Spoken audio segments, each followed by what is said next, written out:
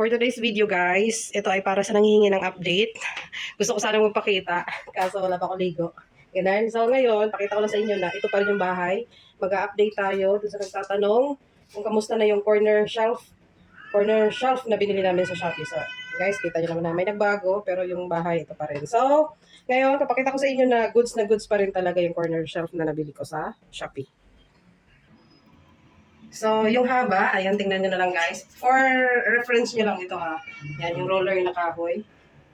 Tapos, 2 meters yung tapo. sige pa, iyan mo pa sa baba. Huwag yun sa may ano, no. Pero na-adjust pa yan eh. Na-adjust pa yan. Ayan, no. Haba pa talaga siya. Na-adjust pa yan kasi may ano pa yan. Ay, sis, may namulog. May ano pa yan. Nakukurong pa yan sa taas. Nung nilagay namin, nung sinample namin dun sa ano, nag-open kami, nag-unboxing kami.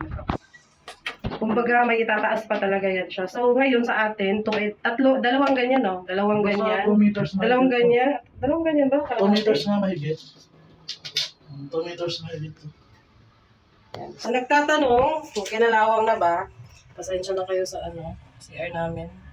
Ayan. Pakita ko rin sa screen, guys, kung kailan namin ito nabili. Ayan. Ayan, may mga ganyan. Siyempre, ilang years na rin to. So, napapatakan ng tubig. Napapatakan ng tubig. Lapit lang kasi ng shower, oh. Tapos, di ba? Una pa nga itong nasira, oh.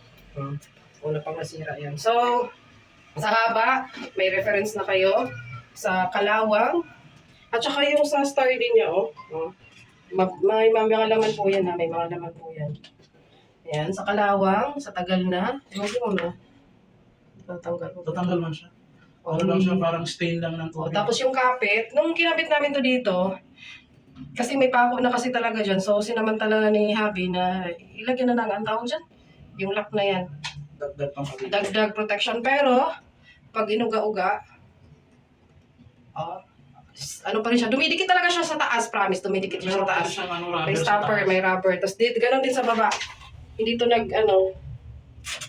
yan, namove na sa tagal na. Pero syempre, nakaano pa rin siya dyan. Hindi, kung makatake mo. Oo, makatake. Ang importante kasi, talaga dun sa taas nga, nakaano siya. Nakita niyo naman yung itim, no? Pero na siya katagal. Tapos, yung ano niya, kung, syempre, nagagalaw-galaw. Pero yan yung humihingi ng update. Ayos pa rin po yung yung corner shelf na nabili namin. So, sana po, nasagot namin yung mga tanong sa comment section ng naunang vlog na ito. So, kayo na pong bahala guys kung gusto nyo orderin to. So, yun lang. Thank you for watching. Thank you for subscribing. Thank you so much. God bless us all. Bye.